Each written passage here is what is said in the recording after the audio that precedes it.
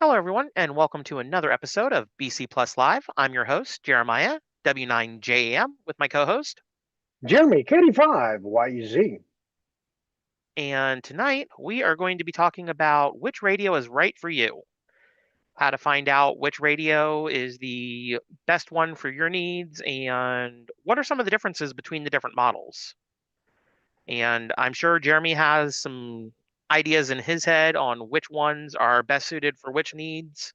I've got a couple in mind, and if you guys are in the BC Plus live chat on Zoom, please feel free to chime in and let us know what ones you think are ideal for different purposes, as well as if you go down on Zoom and click the raise your hand, I'll be able, or Jeremy will be able to call on you, and we can pull you up on the screen, and you can let us know which radio you think is best suited for a specific need and give us some of your feedback. Let us know what ones you think are the ideal choice and what your backup choice is.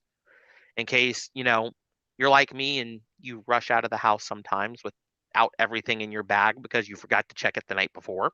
Um, I know all of us have had to have done that at some point. Right, Jeremy? No, Okay, I'm a Mr. good Boy Checklist. Scout. Um, well, some of us forget to check the checklist, and other times we forget to put the checklist in the bag. So, Lenny put on there or charge your battery. Now, I have been guilty of that. yes.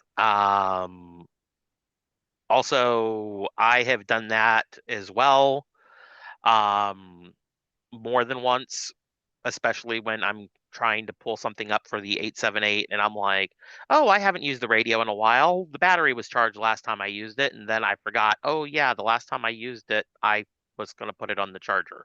Oops. Um, so spare batteries are a plus, or in the case of the 168, uh, you can always charge it on the go with the USB-C I built into the really like radio. that. And that is a feature that I've heard from a lot of people they would love to actually see on the next generation of AnyTones besides the 168. And I agree with that. So let's get down to it. For everybody watching on YouTube, thank you for being here tonight. And also, uh, if you are a BC Plus member who's watching on YouTube and you don't have the link in your email, please double check and make sure we have the correct email for you on file in your account so we can make sure you're getting that email from the list. There are a few services that unfortunately have blocked the list in the past, and it is a royal pain to get them off of that.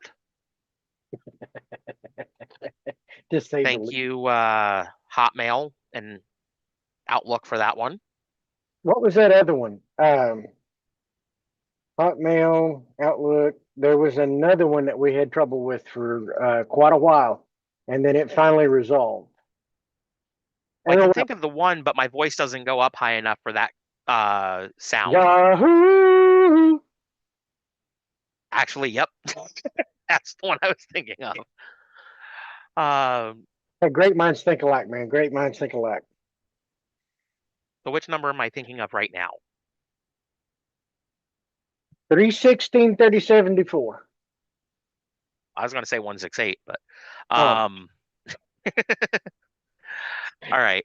So, uh, Jeremy, when you're thinking on the go radio for Aries, search and rescue, and it's the AnyTone, which one are you more likely leaning? tried and true has never let me down. My 878. This radio has its battle scars. And it's been kicked, it's been dropped, it's been ran over. I've been kicked while I had it on my pocket when I was out riding horses. Uh, yeah, it took a flight, about a 25-foot flight before I landed on the ground and it was still on me. Only thing it did was break the clip. If it was any other radio that I personally owned, it would have shattered it. and it would have been a brown bag full of junk. But this radio is tough. Granted, it is not where I can go throw it off in the pond and let it set for any amount of time, but I have had it on. It's been raining, it's been snowing, etc., and it still talks perfectly today. One thing I will say about the 878, and this goes for any radio, um, if you get the radio wet and it's not IP67 or higher rated, like in the rain, dry it off immediately. Don't let it sit with the water on it and where the water can ingress into it, because that will, that can cause issues. And if it's high humidity out and you're going from indoors to outdoors or Hmm. vice versa, um, maybe take and let the radio sit with the battery off of it just for a little bit in case you're in a high humidity situation, so you don't have to worry about condensation. Here in Because we've all had Oklahoma, those experiences with glasses yeah. where you go from where it's cold and go outdoors, high humidity, and your glasses fog up. I know with my fellow Okies that are in the feed, I can vouch for it. Also, my friends that are down there in Florida. Whenever you're out there, you can take a towel in the middle of summer, swing it around 3 times and wring it out just because of the humidity. When it gets that time for us up here, uh, I use those silica bags. Yes. And I have a cup holder mount for my my 878 for my truck. And I've got that silica bag right there that the radio will literally set on while it's in the mount to help mitigate that moisture issue. Haven't had a single bit of trouble. This particular 878 I've had for 4 years now, and it's been through everything and back. I still have my original 868, which was my very first AnyTone, and it's been 9 years since I've had it, and it still talks today. I Uh, am not easy on my equipment, so the being rugged for doing search and rescue, field searches while in law enforcement. I carried both the 878 and my 868 when I was on the fire department, being through fires in it. I had to replace the antennas quite a few. They got singed, but that's it. well, uh, And Rob, as far as your question for what type of bag, it is a silica bag that normally you can get at any sporting goods store to put in a gun safe to help mitigate moisture out of your gun safe. The same thing I have that I throw in my cup holder, I go through two every summer here in Oklahoma. yeah. Let me see. Yeah, right Um, there. Exact same thing, Rob. actually, let me pull this up. Um, let me share this real quick. And um, just a quick Celica for safes. There's all sorts of bags. Um, and photography equipment is susceptible to condensation getting in the lenses. So that's why I've got a couple silica bags in my camera bag, just to try and mitigate that. So, um, saw this. I thought this was kind of cool. Um, refillable. Not, I have tried those and they don't work so hot.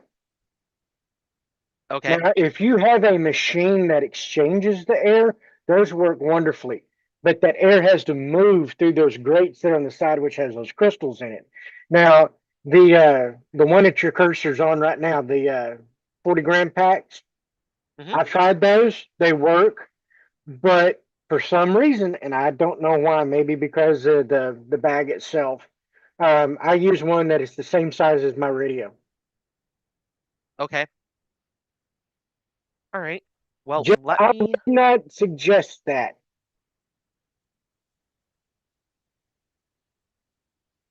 yeah. So just a couple of things that you might want to have in your Go kit. The silica bags to keep things dry in the Go kit. Um, the other thing, as far as the uh radios go, there's two different versions of the 878 radio from AnyTone. There's the Part 90 version and the Part 97 version. Now, as far as Part 97 goes, the transmit frequency on that, you can receive 136 to 174 megahertz and 400 to 470 or 480 megahertz on 480. receive. 480 on the receive. However, on the Part 97 model, which is the amateur version, that is mode 7, and for the US, and if you're in another part of the country or another part of the world and your specific area has a different setup for their frequency allocation and you're wanting to get one of the anytones from us, let us know ahead of time what the frequency allocation is for the amateur bands in your area, and we can get that adjusted on the radio before it ships to you to make sure you've got access to the full amateur band that is allowable in your area. We just had a customer from, I believe it was Ireland, that got one of the radios and was asking, hey, what mode does this radio need to be in for Ireland? And we had to look up the frequency and reset the radio for that specific ITU region. We do have the ability to do that if it's going to your part of the world. However, just to be clear, Part 95 is GMRS, FRS, and MERS. We will not open the radio up for those, as in the US, they are not legal for those frequencies. They are either Part 90 or Part 97. And Part 90 is 12.5 kilohertz. So if it's in Part 90 mode, because you ordered the commercial version, it will not take and work on analog like you would think it normally would, because it's 12.5 kilohertz, not 25 kilohertz.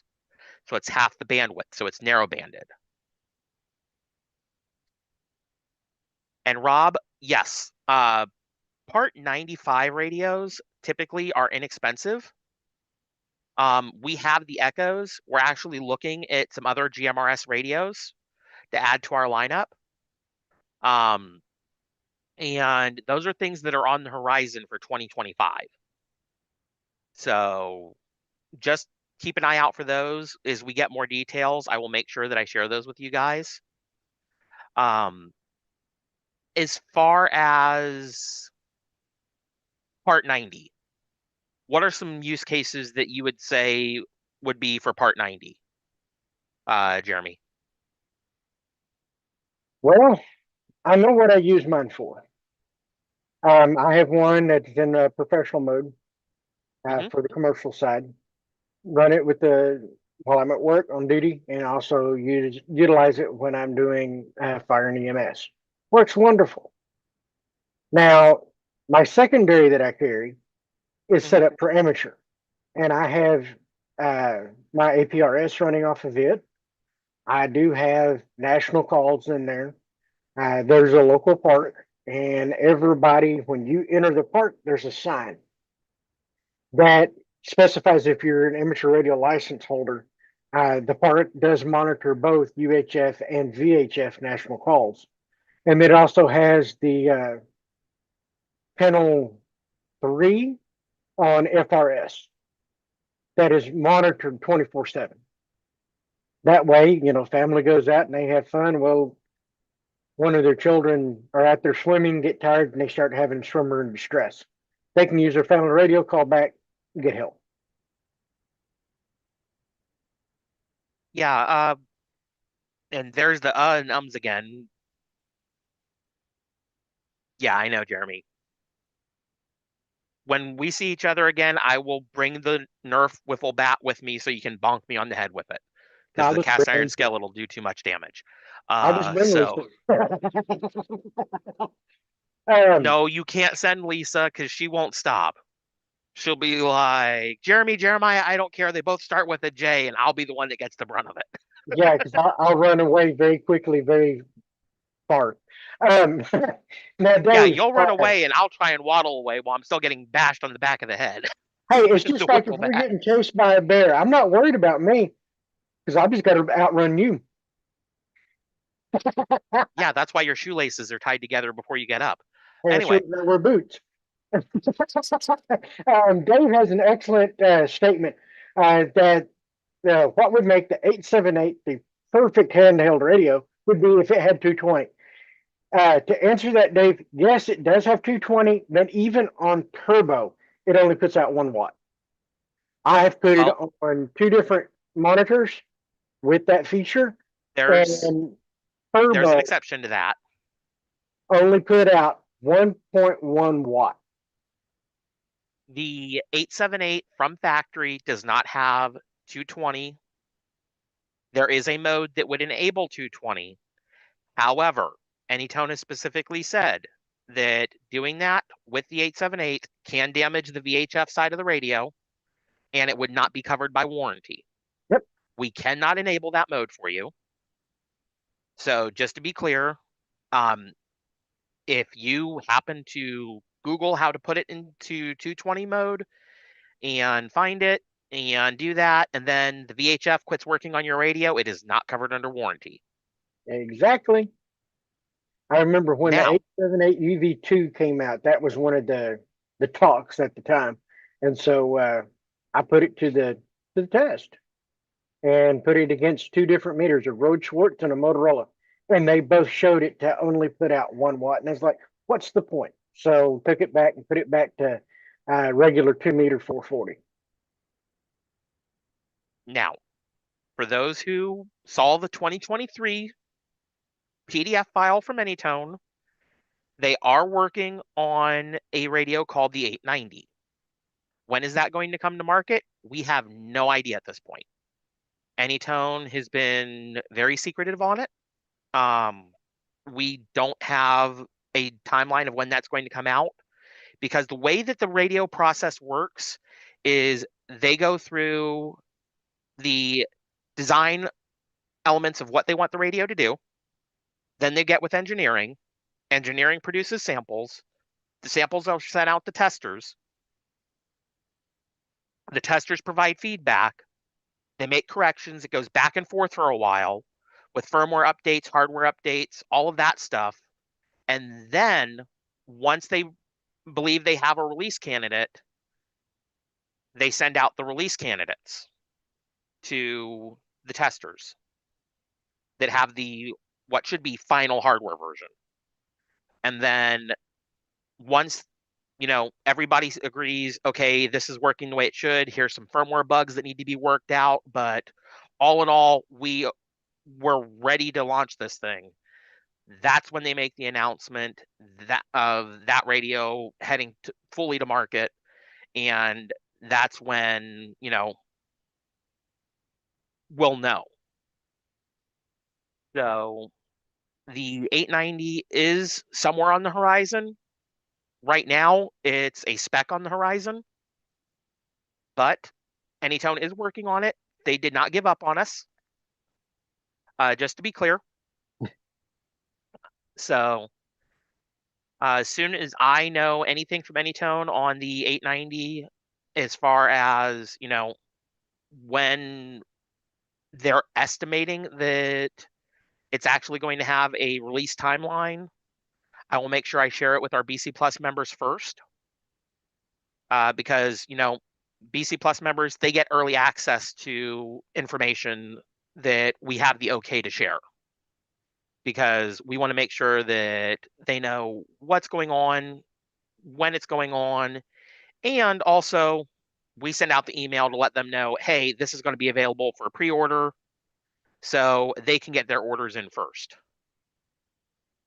Now, features that we've been told the 890 should have. Now, once Everything the again, 878 this is has. told. This has Correct. not been etched in stone. This is just what has been hinted to. Correct. The feature set so far is supposed to be the same as the 878 plus a newer processor, faster memory. Uh, from what I've been told, it should have the same resolution screen and will also have AM receive for airband and 220. I have not been told what the wattage should be for 220. Now, the boot speed will be comparable to the 168 because if you take a 168 and put it side by side with the 878 right now and turn it on, the 168 will beat it hands down by at least 2 seconds. Well, that kind of depends on how big the code plug is. Okay, let me rephrase that. From factory default settings side by side. Well, it said I had So 4,000 or 399.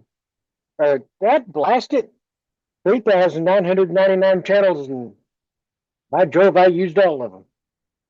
And it, 399 channels and the one for the bank ain't one. Uh, well, I'll put it this way: it's still with having that many channels in it. Whether they're purposeful channels, no, not really. I just put something in there just to see, compare the two on the boot up speed. It still beats the 878 by maybe 10 milliseconds.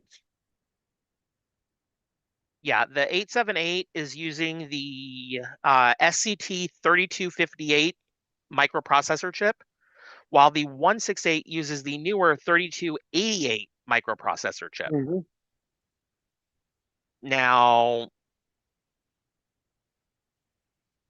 as far as capabilities of the 890, again, these are proposed. They are not written in stone anywhere. 220, V8, VHF, UHF, and airband receive, as well as crossband repeat like the 578. Now, I'm on the fence on having crossband repeat in a handheld because I kind of feel like crossband repeat is better suited for a mobile radio being used as a base. Yep. But I Having see a lot of people that want that feature in a handheld, and I'm trying to think maybe they're in a situation where they've got a directional antenna like Yagi that they're using. Maybe that's something that they're doing and they think that's a better option when they're in a pinch. In a pinch, I can understand it. Me personally, I feel like, having the Go kit with the 578 in it, with the crossband repeat enabled, having your antenna that, you know, you've got your pre-made 2-meter 440 antenna that is already set up, like the was it Edfong J pole? yep. I know that's a really popular one that seems to be back ordered a lot when you search it out online. And there's the copycats. And then there's also the YouTube videos. And part of being a ham is learning how to build stuff yourself. Yep. Get you a good quality antenna analyzer and learn how to build the antennas yourself. I've built a J pole before. Do I have it anymore? No, I lost that in a move, unfortunately. No fun. Now, here's what you could do is build you a wire 2-meter antenna. Yes. I have one that I have for 2-meter and one for 440. Now, the center of the band, or the center that I have it tuned for, is national call. Here in Oklahoma, when we have those STHF moments, everybody resorts to national call for 2 meters. And that's what all the emergency point to point comms go over. And isn't national call what they tell you when you're building an antenna you should base the center of your frequency band on? Is that 146 megahertz on VHF when it's a 2 meter? 136.52 and 40, let's see, 44.3 even. So to answer Rob's question real quick in the BC Plus live chat on Zoom, wouldn't crossband repeat in a handheld heat up quite a bit and draw the battery too quickly? Yes. Also, if you're using the battery eliminator with an 878 and you're thinking, oh, I'll just put it on turbo. Nope. Battery eliminator on turbo, it actually will power the radio off Safety because feature. it cannot sustain it. Even though it's a 12-volt source going into the radio, it's stepped down to the, what is it, 8.2 volts for a 8.5, fully charged battery. 8.25, yes. Okay. See, I remember some of the stuff you taught me still. Um, Now, Jeff, Unfortunately, not saying and is one of the things that I still can't remember not to do. Jeff, KS0JD has a very good point. I'll put it that way. Myself, I would like to see his TNC be incorporated with one of the new HCs that come out from AnyTone. That would be awesome, being able to run the APRS through the TNC like that versus always having to rely on the RF. Yes. The TNC would be great because I actually got 2 tickets today in tech support that were asking, can I hook the programming cable up to my 878 and grab the APRS data to the computer like a TNC? And the answer on that would be no at this point. Yeah. Now, WinLink, you can use WinLink with the 878. Greg isn't here right now, but he actually has a video on his YouTube channel of setting up WinLink on the 878 and the 578. Well, he covered that as a guest on the show Yes, he a did. month ago. Also, Rob has another question. Would BridgeCom consider asking to add M17 to the 890 or a future handset? That has already been asked, and we are waiting to see what AnyTone does.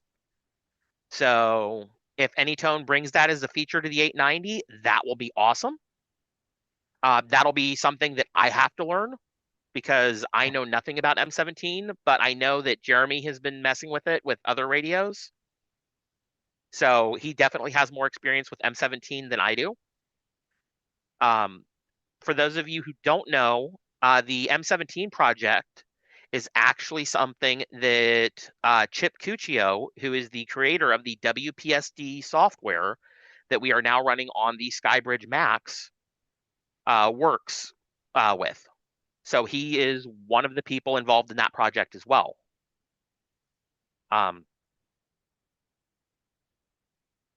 AnyTone is not going to support D-Star or Fusion because those are proprietary technologies and the licensing, whereas DMR is more open sourced. Another point is that Dave brought up is DigiRig works great with the 878 and the 578. That's actually what I've used when I worked with the WinLink, trying to get it set up. Do I have experience with WinLink? Not to the extent that Greg or Larry or probably half a dozen people in the BC Plus audience have. One thing I would like to see is if we can use the 168 with the DigiRig because the cable should be the same and it should be the same interface theoretically because it's using the K1 style connector on the radio on the 878, and the programming cable is just for Programming and charge. I think it would work. I think. I may have to put that to investigate that further. put that theory to test. Yes. So back to the topic. We've covered the 878 being used for Aries CERT, regular ham radio use, commercial use like fire and EMS. 578 I love applications for that. 578. Uh, I've got three of them. One on the bench, one in my truck, and one in my go box. And inside my go box, I also have a G90. Uh, I've got to deploy it one time this year. I do have cross spin repeat set up. Uh, Works wonderfully. We used it on just a small family gathering. Worked great. Everybody was running around with their little micro talks, what we call them, but they're just a no name little. See, what were they? I think I gave $15 a pair for them. Little programmable UHF radios, and we had it on low power, and it worked great. Everybody could talk to everybody. The grandkids were happy. The parents were happy. Give them a radio. Go on, guys. It worked great. And I don't have anything down to say about it. I've got mine, all three of mine, paired with the BTO1. That gives me to where I can run it in the truck and not have to have it in the console of my F-150. Go to change a channel, open up the console, do my changes, and close it and go on. At least with the BTO1, I got it securely mounted behind the back seat. And I can remotely control it from the front. Love it, love it, love it. Plus, it gives me a solid 50 watts out for when I really need that power to reach into the systems. Then being able to flip it down on low and work some DMR from the hotspot there in the truck. Yeah. And that is one of the things that we will talk about here in a little bit is the plug and play packages, the applications for those, whether it's the 878 or the 578 or the 168 plug and play package. And, you know, which one is probably the best one for you getting started if you're tuning in on YouTube and you don't have a DMR radio yet, or you're just getting in the DMR, the plug and play package and, you know, what it is, what it covers, and what it is not. So the one thing with the 578 that I would say I've seen go back and forth, kind of like a ping pong ball or a tennis ball across the court, has to be commercial use and ham radio use. The 578 can be a workhorse in commercial use. Perfect application, Part 90, you've got radios, you are set up in shipping and receiving at a warehouse. You've got your commercial frequencies, you've got your antennas, you know, your mag mount antenna stuck on top of the little shacks they built you in the middle of the warehouse because they didn't want you to get run over by a forklift, so they surround it by the big yellow poles to keep you safe while you're doing the shipping and receiving orders.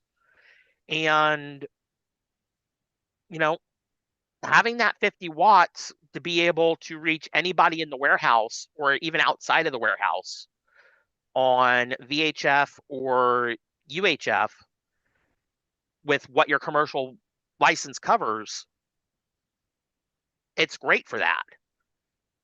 The one thing that I would say it is not great for, um, well, actually, yeah, if you're in a warehouse that has those industrial fans and you don't have it secured to the power supply with one of the mounting kits, it does make a great paperweight to hold down the papers That'd be next a to the little power room. supply. If you're in Oklahoma and one of those winds comes whipping across the plains there, and all the doors are open because it's hotter than Hades in the warehouse, uh, set it on some of the papers that you're trying to keep track of too. That works too. The 578 though, I've had people that, they've got two different sides of the building, and one side is on the VHF side of the license, the other side is on the UHF side of the license, and they use the crossband repeat feature. And that's a really good application for the crossband repeat features when you have two different licenses for commercial use and you want to have two different sides of, your business that have their own frequencies and can talk to each other, but when they need to communicate, there's one frequency each side can go to and talk back and forth. That's a great use for crossband repeat. So I know I'm a little animated with the hands tonight. Sorry. I know, Jeremy. I know.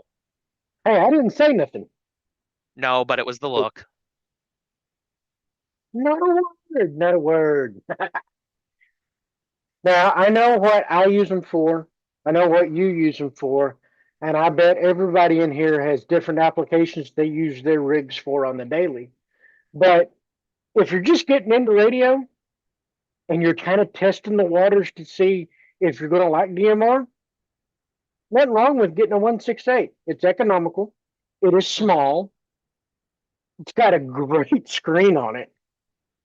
And it's relatively easy to use. Yeah, the CPS can be a booger for anybody starting, especially if you're not computer savvy. But if you follow the way the menu is set up in the settings, you can sit there and program it by hand pretty quick.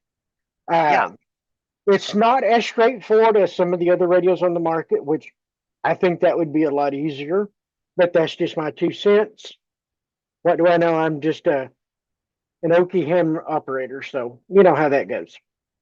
But I Yes. know there's one person here in the bunch that probably has different aspects that they use their rigs on, and that'd be Kilo Foxtrot 5, Mike Lima Papa, with him being EM, being able to use it in different situations, and which one performs better for him is just different on your application.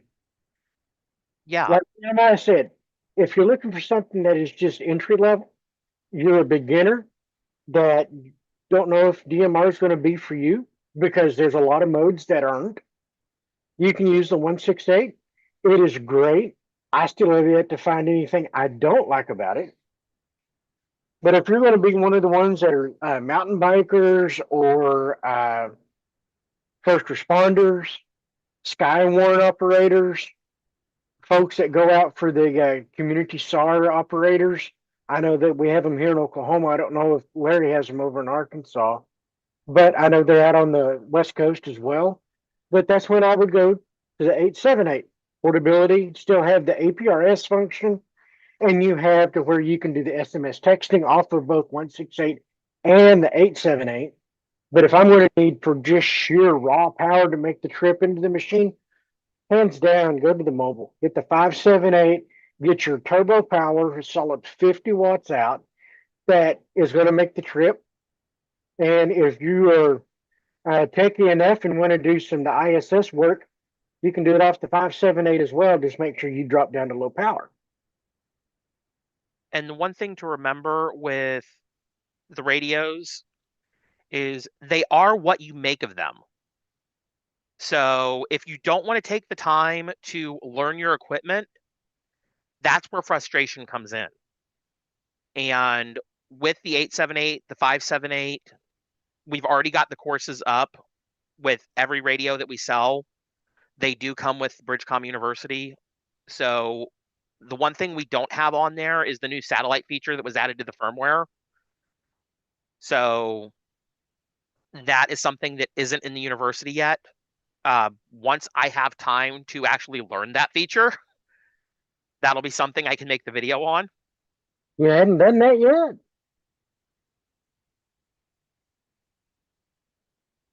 Yeah, you know why. I'm still I working on played the with it. 168 videos. I played with it. Heard lot of traffic. It's just my antenna that I had built the tape measure antenna.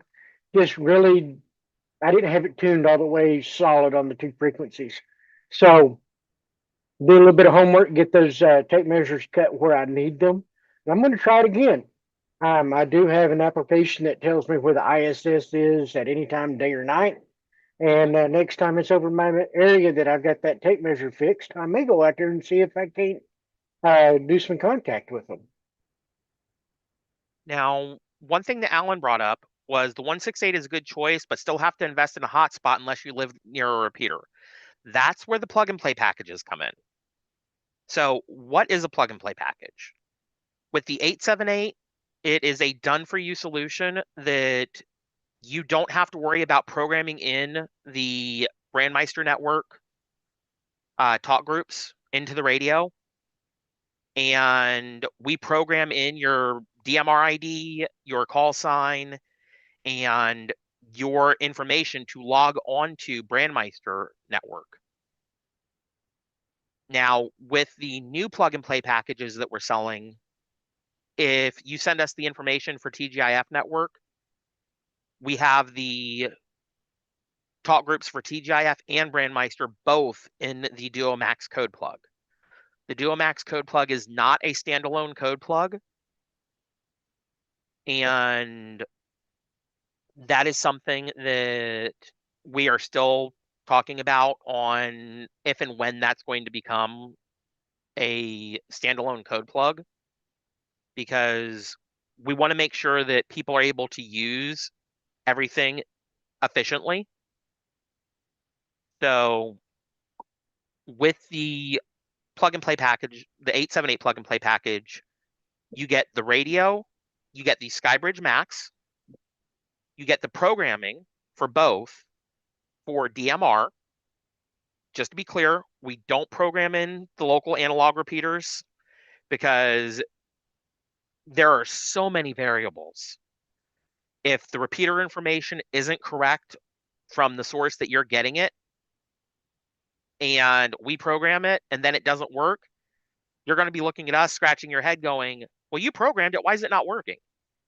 Or the famous And that I don't miss hearing is, "Hey, I bought a plug and play. It plugged. It ain't playing."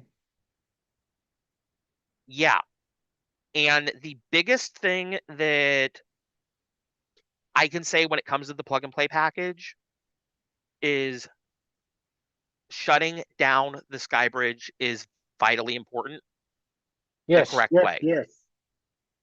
Because if you unplug the power while you're on a talk group and it's writing that log file to the card, and you do that one too many times, you're just basically taking a marker and drawing across the page and corrupting the data that it reads. And then you wonder why it's stuck on initializing. Yep. And that is one of the things that is the most common issue I see is people have unplugged the Skybridge without going to the dashboard screen and clicking power and then shut down and waiting the 30 seconds to unplug it. Because you got to remember, the Skybridge is a mini computer that has a multi-mode digital voice modem attached to it. And if it's not properly shut down, it's like yanking the power cable out of your desktop computer while you're in the middle of copying files to the hard drive. Do that enough times, and Windows is going to be like, hey, you know what you were trying to do? Yeah, I can't do that anymore because I don't know where these files are. And then you're on the phone with Geek Squad or Dell or HP going, yeah, I need you guys to fix this because I have a warranty. And they're going, well, what happened before it did this? So um, that is one of the key things with the hotspots. And this goes for any Pi-Star or WPSD based hotspot is shutting it down correctly. It doesn't matter if it's Pi-Star, if it's WPSD.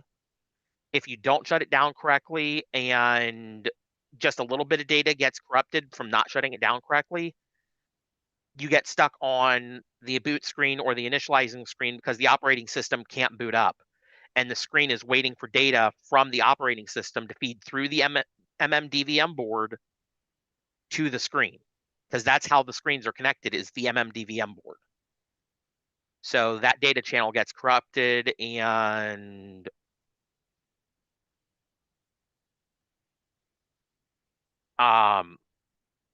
Dan, when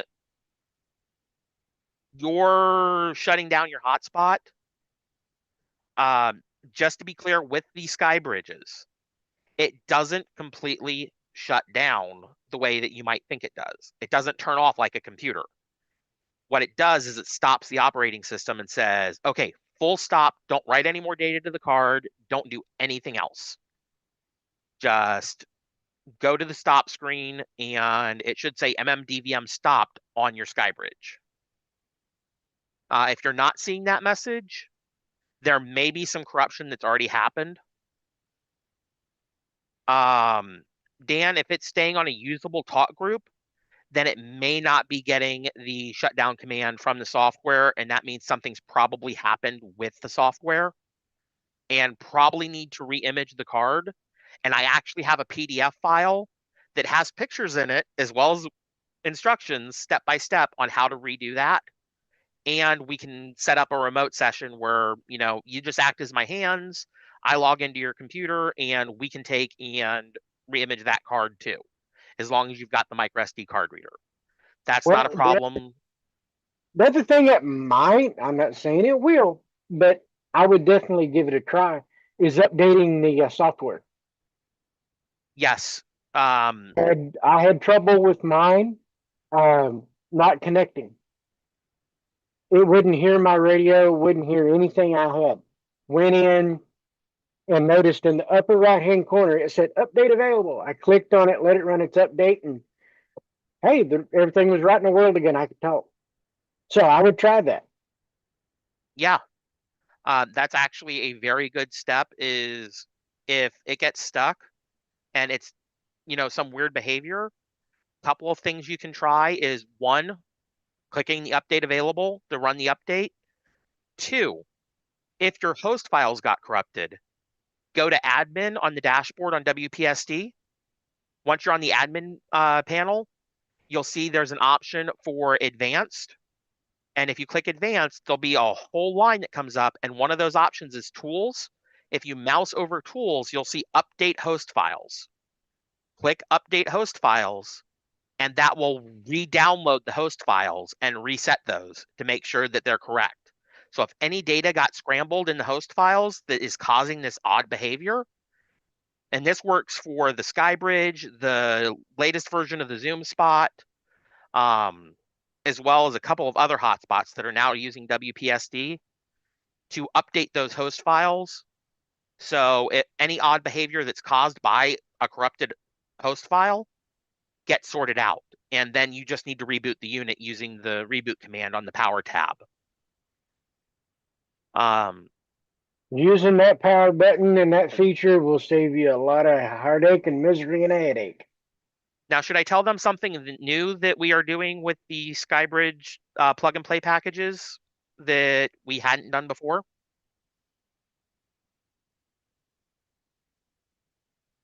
For those who have gotten a recent plug and play package that came with the DuoMax code plug, you will notice that in your zones, there is a Sky Command zone.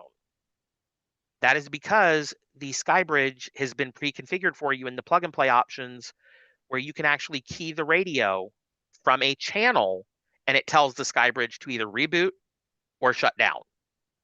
So if you're using it in your car with your Wi-Fi hotspot, you can use your radio to key the SkyBridge to tell it, hey, shut this down so I can, disconnect the power and not corrupt the card. So that is something new for the new SkyBridge plug and play packages. Now, what the plug and play package is not, it is not your local repeater.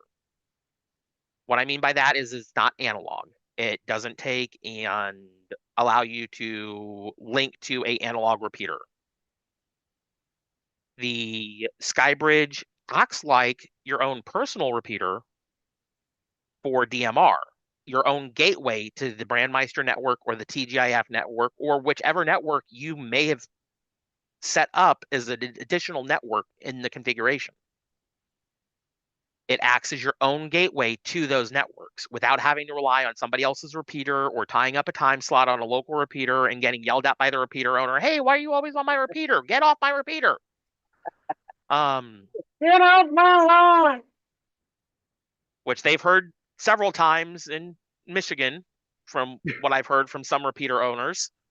Um, so the hotspot has become a friend to several people in Michigan. Um, the Duo Max code plug for James's question, we are still hashing that out on when it's going to be available as a standalone and what the prerequisites are going to be. Because you'll have to make sure your hotspot is configured correctly to fully utilize that code plug. So that is one of the things that you will be responsible for if you get the code plug by itself when it becomes available, is you have to make sure your hotspot is pre-configured for Brandmeister and TGIF network. So you can fully utilize that code plug. The plug and play package, as far as the mobile goes, 578, the SkyBridge, the training courses, and the included accessories that are listed on the page. It does not include an external antenna for the 578 and does not include a power supply. I'm not aware of any dealer that sells a mobile radio with a power supply unless it is a specific sale that they're doing that says, buy this radio, you get a power supply with it. So that is one thing that I want to make clear. It's a mobile plug and play package that's intended to be installed in a vehicle. If you're using it for, a base station, then you need to get a power supply and an external antenna to use it with. So just to be clear on that, because I don't want anybody being like, hey, why is there no way to power this thing? Um, plug and play implies that we've programmed everything at the warehouse. All you've got to do is plug in your power to the radio, plug in the power to the SkyBridge, and make sure that your Ethernet cable's plugged in, and you're good to go. Setting it up for Wi-Fi, there are configuration steps for that, and we can help those. So we can definitely help with getting the SkyBridge set up on your Wi-Fi. And depending on who makes your phone, whether it's an iPhone or an Android phone, there are some different steps for making sure that it works correctly with the Wi-Fi hotspot on the phone. We do have an article on the website. I will look for the link for that because I don't remember it off the top of my head. I can remember support.bridgecomsystems.com/product-support/878-V2 and so on to get you to the link to the CPS, but I can't remember the name, the link for the iPhone help guide.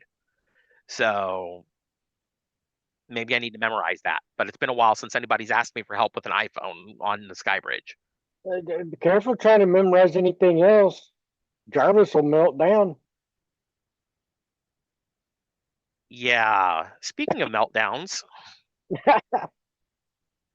Well, just as a uh, reminder, everybody, 9 minutes, well, 8 minutes left.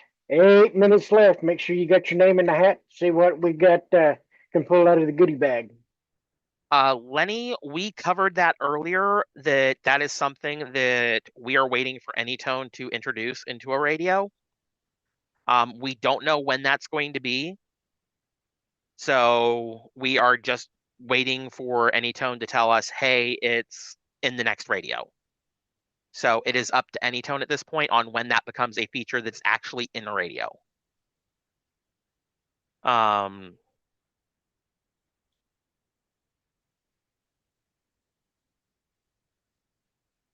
Alan, I will have to check on that after the show.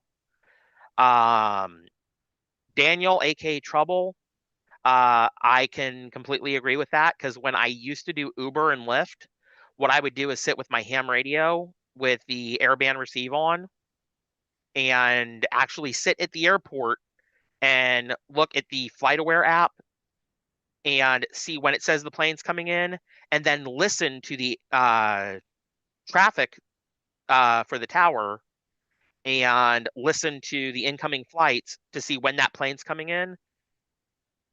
So I knew if I needed to get ready for, ride requests to start coming in, or if I could just sit back and listen to the radio more. So, Dan, great question. How do you keep the date and time set on the 578 in the vehicle? If the battery in the radio, it's just a little battery inside the radio that's supposed to keep the date and time. If that is worn out, uh, there isn't a way to replace that easily. So my suggestion for that is actually hook up the GPS antenna and go into your settings. And if you can, get away with it, um, put the GPS antenna where you've got a clear line of sight. Mine sits on my dash because there's not really a better place for it in my car. It's shaped like a toaster. Come on. These are Um, the four wheels, guys. Let that be a mental image, and that ain't far from the truth. yeah, it's a Kia Soul. It's a toaster on four wheels. The only thing I haven't done yet is dressed up as the hamster and gave Uber rides on Halloween. So Well, I know you've got the Kia. I've got a Ford F-150, and the seatbelt housing for the center seatbelt in the back. That's where I got my antenna stuck, and I have yet to have any issue. yeah. So if you go into the GPS settings for the 578 software, you can actually tell it to get your date and time in the GPS settings in the CPS software and on the radio itself in the menu. I don't have the specific settings memorized because I have mine do that automatically. I set it once and forget it. So obviously I've forgotten it, but I can look it up if I need to. Kind of like those old Ron Popeil commercials, set it and forget it. So the other thing is a question I've been asked. Do I need to have GPS test set on startup? No, it just delays booting your radio. There's no That reason to have that on. And, what comes across the screen is gibberish to me with nothing but symbols. I can't make hide nor hair of it.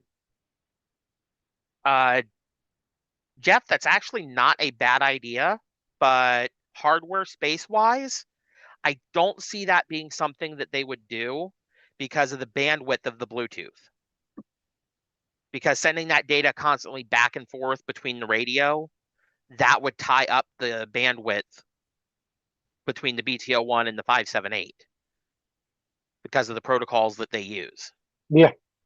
Um, just saw a comment on YouTube from DC said, "Hey Jeremiah, it's Dan, K2EJC. You helped me get my node back online after the screen was froze. Thank you so much and happy holidays." Dan, you are quite welcome.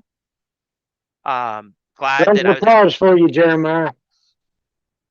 Speaking of thank yous, I need to give one to Alan N2DUI because this showed up in the mail, and I think Jeremy got one too. Thank you, sir. Thank you, sir. Thank you, sir. So thank you, Alan, for those.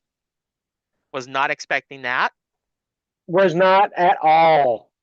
I was asking my wife, what did you order from Missouri? I didn't order anything. I didn't either. And then Saturday, UPS guy ran and I got a white box. It's like, well, let's see what it is. And for those who have entered the drawing, thank you for entering. We'll get to that here in just a moment. And Larry does have his hand raised, so let me pull him up here. And Larry, go ahead. Yeah. What I had with mine for years on my 578 would the battery, I just have a battery shut off, and the time and everything would just, after a period of time, that battery don't last forever and it quit. So I took it off of that timer I had and run it directly to the battery. Now it keeps that battery fully charged, but I have to remember to turn it off and I have to remember to turn it on. I've also got it set for a 4 hour limit where it will automatically shut off in case I forget to shut it off when I get home. It'll shut off 4 hours later, and it will keep that battery charged up. I like that. Yeah, in my car, with it being shaped like a toaster on wheels, the light from the radio screen will definitely remind me that it's on, so I don't forget to turn it off. Um, and um, James, to answer your question, um, with the new 578s and the BTO ones, you don't have to worry about doing the Bluetooth update anymore to get the BTO one set up, because that was only for updating the Bluetooth module in the 578, and that was the older 578s, the ones that had Bluetooth version 10036 or older. If you've got Bluetooth version 19043, 19046, or 10043, you don't need to worry about using an Android device to update the Bluetooth on the radio anymore. The only thing that you've really got to do is make sure that your BTO1 firmware is up to date and your 578 firmware is up to date. And the latest version right now for the 578 UV3 Plus is 2.08, and the BTO1 is 1.02, I believe. And the 578 UV3 Pro was version 1.21, and they both use CPS version 1.21. So just a heads up on that. Well, here you go, Jarvis. Jeff asked, can you update the old ones to fix them? If you have the older 578 using an Android device, you can update the Bluetooth module. With some of them, they are finicky depending on the Bluetooth device or the Android device you're using. I had one 578 that I actually had to try 3 different Android devices to get it to work, to update the Bluetooth. I remember that headache we had with them. Yes. And I am so glad that we don't have to worry about that anymore. But if you have one of the UV3 Pros and your Bluetooth version is V10036 or older, it does need to be updated, as well as the baseband needs to be updated. The SCT3258 does need to be updated for the BTO1 to work with it. And it needs to be the one that ends in Bravo Foxtrot, BF. And that is included in the latest firmware and software, which you can find at support.bridgecomsystems.com/product dash support. And don't forget, there's that README file in there. That will be your roadmap on how to install and do the complete upgrade of your radio, whether it be 168, 878, or the 578.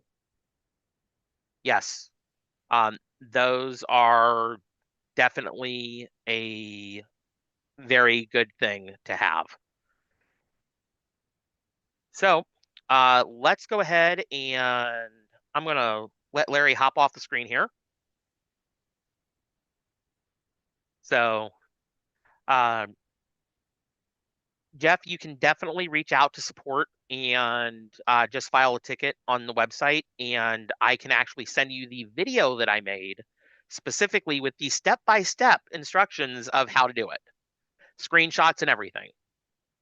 I have that video. It's from last Christmas, I believe, but it's still the same steps. So that being said, for everybody who joined us on YouTube, thank you for being here tonight. I hope we answered your questions on which radio is the correct one for you.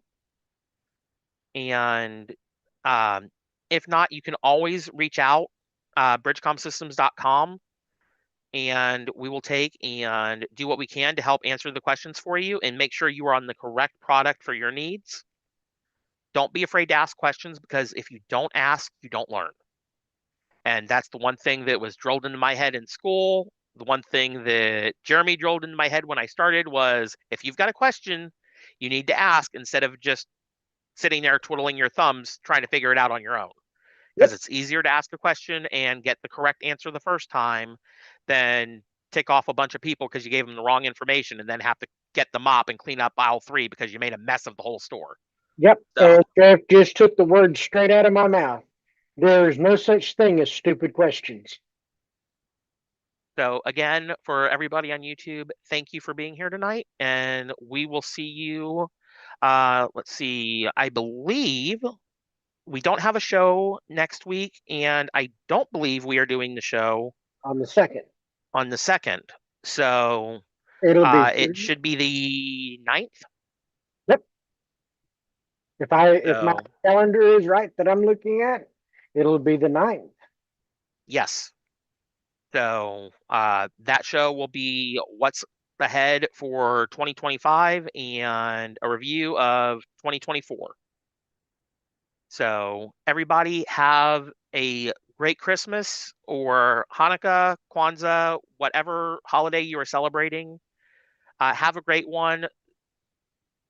You know, remember to tell your friends and family how much you value them, and be good to each other. And thank you for joining us on YouTube. And 73. 7